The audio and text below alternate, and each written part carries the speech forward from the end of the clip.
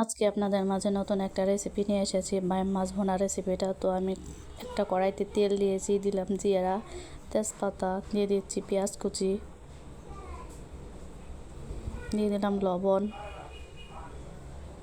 দিয়ে দিচ্ছি আদা রসুন বাটা। তো আমি এগুলো দিয়ে ভালো মতো ভেজে নেব।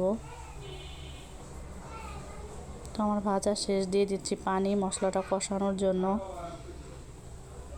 দিয়ে দিলাম হলুদ গুঁড়া, দিয়ে দিলাম মরিচ গুঁড়া, দিয়ে দিচ্ছি ধনিয়া গুঁড়া। তো আমি মশলাটা ভালো মতো কষিয়ে নেব। তো আমার মশলাটা কষানো শেষ, তেল উঠে গেছে, আমি বাইম মাছগুলো দিয়ে দিচ্ছি। তো ভালো মতো কষিয়ে নেব। তো আমার কষানো শেষ, আমি আলু দিচ্ছি।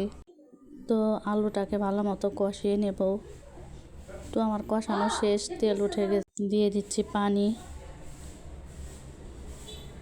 তো আমার তরকারিটা রান্না প্রায় শেষ। তো আমার রান্নাটা যদি আপনাদের ভালো লেগে থাকে তো আমার চ্যানেলটিকে আপনারা সাবস্ক্রাইব করে দিবেন, ফেসবুকে ফলো দিবেন। ধন্যবাদ সবাইকে এতক্ষণ আমার পাশে থাকার জন্য।